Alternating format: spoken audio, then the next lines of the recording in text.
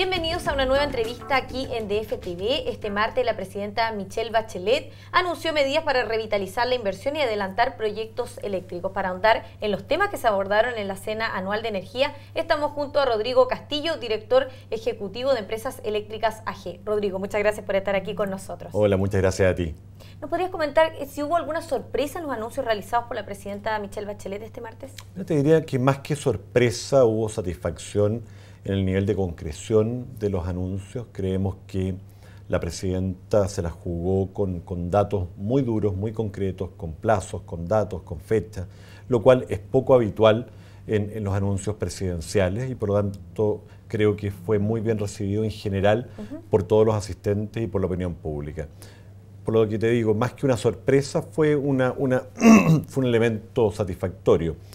A la vez, yo te diría que por sobre todo, uno siempre cuando organiza este tipo de eventos que se arman con tanto tiempo de anticipación, uno no sabe exactamente cuál va a ser el estado de ánimo de esa industria o del país en el momento en que esto se produce, que como digo, ocurre mucho después del momento en que uno ha planeado que esto ocurra. Y la verdad es que el ambiente fue un ambiente muy distendido, un ambiente muy grato. Yo estoy seguro que todos los asistentes y también las autoridades, la presidenta, el ministro de Energía, con quien tuve el honor de compartir la mesa, estuvieron muy agradados. Conversamos básicamente del Mundial.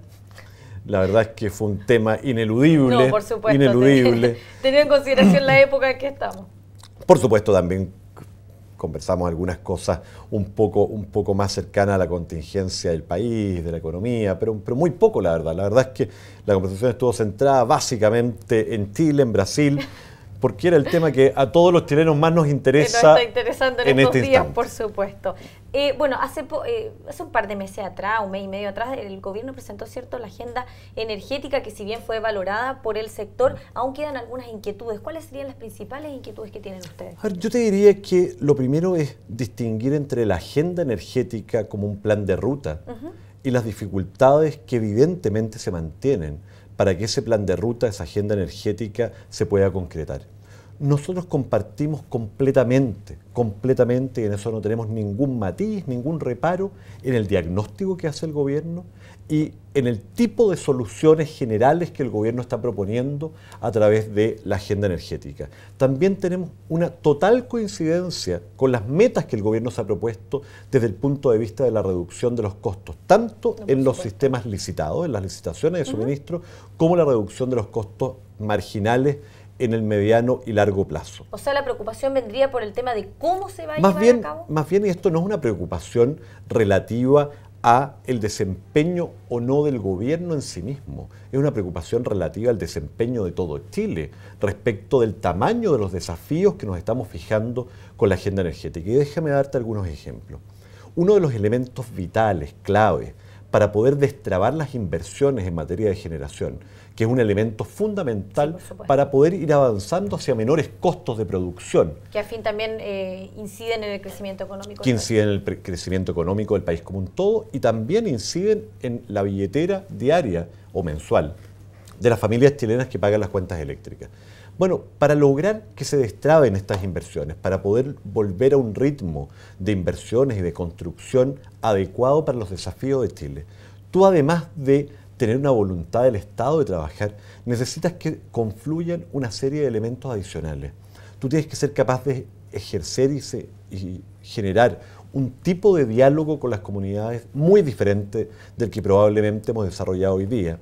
Y para hacerlo, a su vez, probablemente sea de gran utilidad el avanzar, como se ha dicho tanto, en un esquema de ordenamiento territorial que entregue un marco para esa conversación y al mismo tiempo un esquema legal de compartición de valor con las comunidades que permita, y esto es algo que me gustaría puntualizar para aclararlo, no compensar por los daños ambientales que eventualmente puedan generarse producto de un proyecto. Eso está en un carril diferente, que es el carril de la evaluación de impacto ambiental, de los compromisos ambientales, de las mitigaciones ambientales. Cuando hablamos de compartición de valor, que es la nueva forma en que estamos hablando de lo que antiguamente se llamó ley de compensaciones, que nunca más hemos querido hablar con ese nombre, estamos hablando más bien de algo que permite conciliar el ordenamiento territorial con la voluntad de las comunidades y también, en definitiva, con la viabilidad de los proyectos. Nosotros vemos esto de la siguiente manera. Nos imaginamos el poder discutir en una región o en cada zona de una región, en caso de que en regiones muy grandes las vocaciones del territorio no son únicas en toda la región. Nos imaginamos conversar, por ejemplo, respecto de la posibilidad de que la comunidad exprese que ellos quisieran que esa región tuviera una vocación turística. Y a partir de ese punto, la pregunta es, ¿un proyecto energético va en contra de la vocación turística de esa región? Y la primera respuesta que viene a la mente es probablemente sí, porque va a invadir el territorio, porque se va a ver feo, porque evidentemente por los tendidos eléctricos, etc. Nosotros estamos seguros, estamos convencidos que si no lo hace bien, puede ser todo lo contrario. Entonces, ¿cómo deberíamos...? Pero déjame, por lo tanto, solo terminar la frase y creo que voy a contestar tu pregunta. ¿Y por qué creemos que es todo lo contrario? Porque si hoy día muchas de estas zonas no han desarrollado el total de su potencial turístico, por ejemplo, probablemente tenga que ver en gran medida con falta de recursos para hacerlo. Si nosotros nos ponemos de acuerdo y decimos, mira, los proyectos energéticos los vamos a desarrollar en tal parte de la región, con tales características, con tales mitigaciones, de forma tal que sea lo menos invasivo posible con el territorio. Y al mismo tiempo, ese proyecto va a permitir que esa región genere recursos que le permitan explotar su potencial turístico o el tipo de vocación productiva que esa región quiere para sí misma. Estamos seguros, y esto no es ciencia ficción, esto es lo que ocurre en los países que mejor hacen esto, Suiza, Holanda, Alemania, etc. Estamos seguros que vamos a poder lograr un desarrollo armónico en el que no vamos a estar pagando porque nos permitan estropear un territorio, sino por el contrario, vamos a estar compartiendo el valor tanto del proyecto eléctrico como también del proyecto de vocación productiva que ese territorio se dé a sí mismo. Rodrigo, después de lo que pasó, bueno, con Central Castilla hace un par de años atrás, ahora con lo de Hidroaicén, ¿qué postura deberían tomar las empresas en torno a las comunidades? Porque hemos visto que la gente hoy en día sale a la calle, marcha, se opone a algunos proyectos, sobre todo a los termoeléctricos. A ver, yo insisto en lo que acabo de comentar. Definitivamente, y esto yo creo que es algo que en general los representantes del mundo de la generación, que no somos nosotros, no representamos la generación, lo han venido comentando. Por supuesto, el acercamiento a las comunidades debe ser más cercano, más profundo, más activo. Eso yo creo que es un aprendizaje que ya hoy día está claro.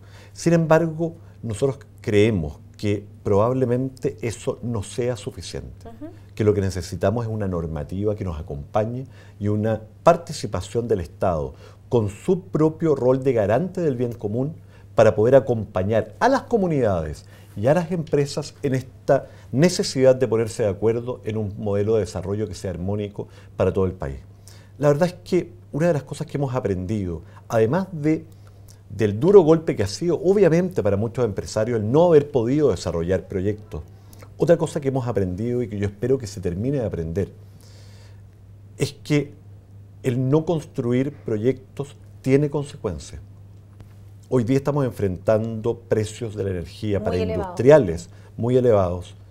Señalamos en la Serena de la Energía que hoy día es prácticamente imposible. Y quiero ser muy claro, esto nada tiene que ver con Hidroaicén, ni con ningún campañas del terror, porque hay gente que tiende inmediatamente a decir que acá hay una campaña del terror y que esto está relacionado con que a uno hubiera querido un proyecto u otro. No, con independencia. No es un proyecto en particular ni una empresa en particular. Ni todos los proyectos en general para el futuro. Lo que estoy diciendo es que hoy día, con independencia de que hagamos todo perfecto a partir de hoy día, las tarifas de la electricidad van a seguir subiendo por los próximos 5 o 6 años, sin que a estas alturas tengamos mucho que hacer. ¿Por qué? Porque tal como nuevamente comenté en mi discurso de la Cena de la Energía, el tiempo que se pierde no vuelve atrás.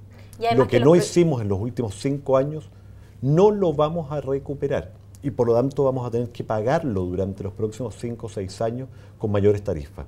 Y todos los esfuerzos actuales, los de hoy día, están orientados básicamente a poder reducir esos precios con miras al año 2020, 2021 en adelante. Porque además ahora ya el gobierno dice que se lo va a jugar por la hidroelectricidad, también por las termoeléctricas, ¿cierto? Ahora se habla ya del proyecto Alto Maipo y de grandes carboneras como para solucionar el déficit. Pero de todas maneras, si hoy en día se aprueban estos proyectos, son aprobados hoy en día, no van a estar listos en un año o 2 años más. A eso me refiero exactamente, a que los proyectos que se aprueben hoy día, que se comiencen a construir mañana, no van a estar completamente terminados sino hasta 5 o 6 años más. En algunos casos, y esperamos que así sea, con energías renovables no convencionales, proyectos más pequeños, probablemente podremos tenerlos en 1, en 2, en 3 años y obviamente van a ser un aporte. Sin embargo, ese aporte todavía no va a ser el suficiente para poder revertir de forma importante esta tendencia al alza que indefectiblemente están teniendo nuestras tarifas. ¿Y ustedes creen que, tal como lo dijo el ministro Máximo Pacheco, que se debe aprovechar al máximo la hidroelectricidad? Definitivamente, yo creo que Chile es un país muy pobre en recursos energéticos. Como tú misma decías no antes. contamos con petróleo. Exacto, antes fuera de cámaras no tenemos gas, no tenemos petróleo, no tenemos carbón. ¿Tenemos qué? Tenemos sol y tenemos agua. Esos son probablemente los dos recursos que en el tiempo tendremos que aprender a aprovechar de la forma más eficiente y eficaz posible.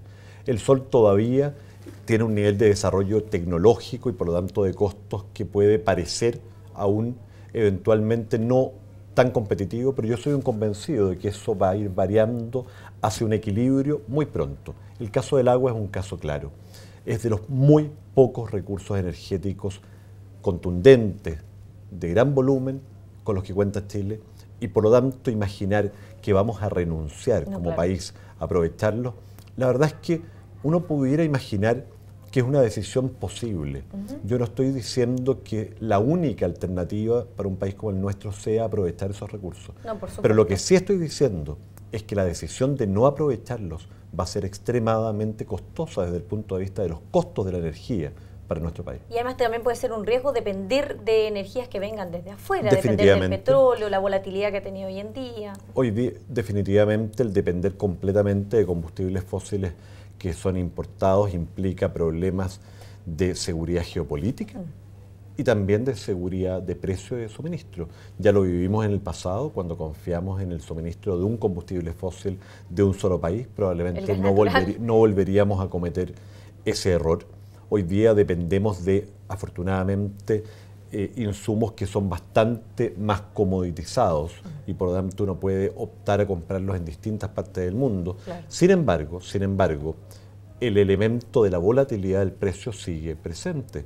En el último tiempo el diésel, el petróleo, el carbón han aumentado de precio en forma muy sustancial y por lo tanto, para una apuesta de largo plazo respecto de un modelo de desarrollo productivo basado en precios de la energía razonables, seguir dependiendo completamente de combustibles fósiles y más aún, depender de combustibles fósiles tan ineficientes como es el diésel, que hoy día tiene una presencia en nuestra matriz que es exagerada, es algo que definitivamente no se aviene con un modelo de desarrollo armónico. Rodrigo, muchas gracias por haber estado aquí con nosotros comentando los anuncios realizados en la Cena Anual de la Energía. Muchas gracias a ti, siempre un placer. Y a ustedes los esperamos en una siguiente entrevista aquí en DF TV.